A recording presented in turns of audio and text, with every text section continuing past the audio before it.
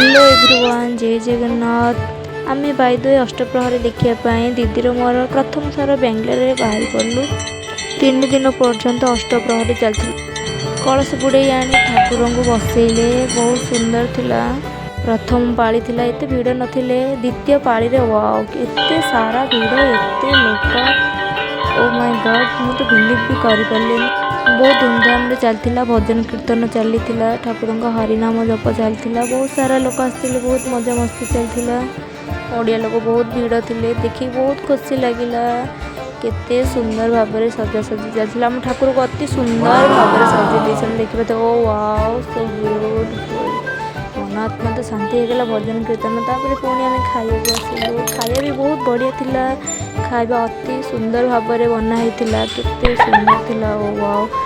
Then आम बाहर को चली आसिलु।